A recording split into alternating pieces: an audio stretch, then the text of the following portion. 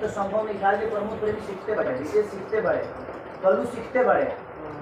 सब जना सीखते बड़ो। समर सिंह हीरो हुए, झाट 5 लाख के औकात नहीं के 35 लाख से ऊपर कौन सिनेमा के नाम जल अब वो टीवी पर रिमोट पर आ गए लोग हीरो करा के कह दिला जे हॉल तक जाला जेकरा खातिर 50 रुपए के टिकट कटा के 2.5 घंटा के लाइन लगे खड़ा हो गई। तो संभव नहीं खाए प्रमोद प्रेमी सीखते बड़े, विशेष सीखते बड़े,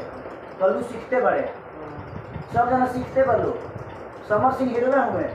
झाट 5 लाख के औकात नहीं के 35 लाख से ऊपर कौन सिनेमा के नाम जल अब वो टीवी पर रिमोट पर आ गए लोग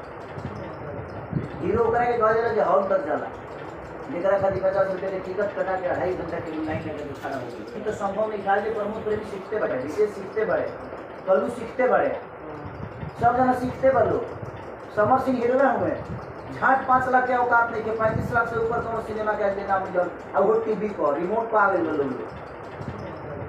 हीरो करा के कह दिला जे हॉल तक जाला जेकरा खातिर 50 रुपए के टिकट कटा के 2.5 घंटा के लाइन लगे